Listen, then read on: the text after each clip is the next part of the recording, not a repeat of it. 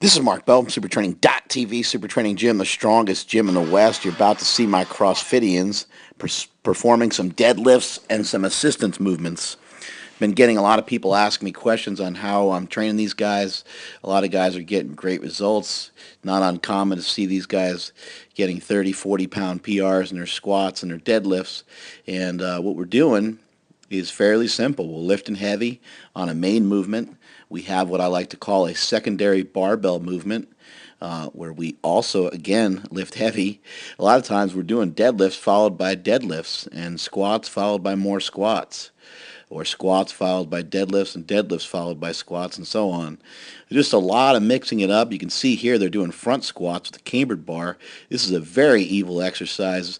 Gets into the quads, works the lower back, works your stomach, but makes you stay even more upright. It's even more evil than a regular front squat.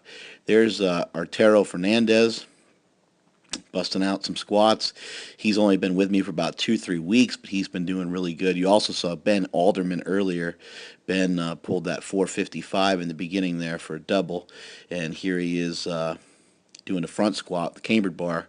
I'm also having these guys do a lot of rowing motions. We're mixing things up with the deadlifts.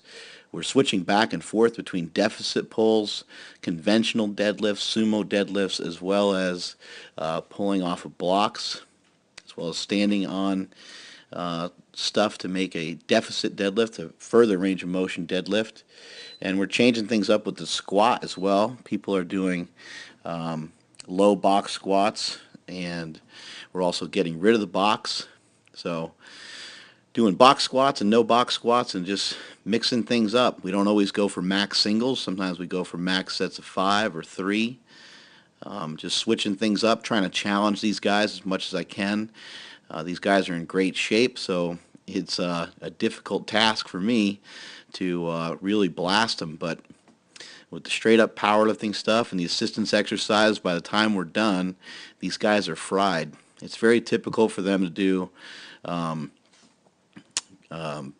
lot of hamstring work when they're done with their squatting, such as the reverse hyper, the glute ham raise. Here is Blair Morrison busting out 3 reps with 515 pounds on a block pull.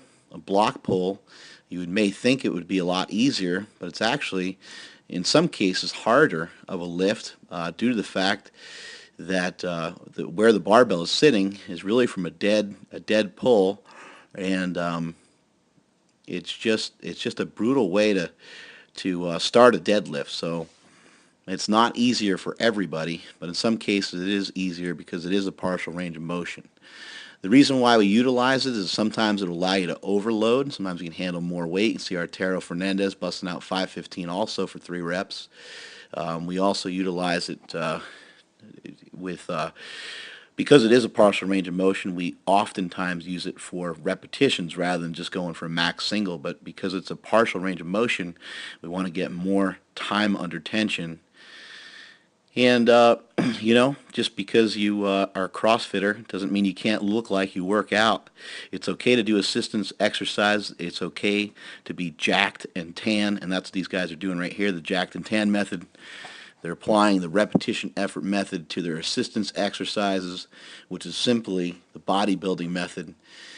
They're just doing sets of 8 to 10 reps of these types of exercises. I have these guys doing many different types of rows, bent over rows, hammer strength rows, as you see here, one-arm dumbbell rows. And that is it from SuperTraining.tv.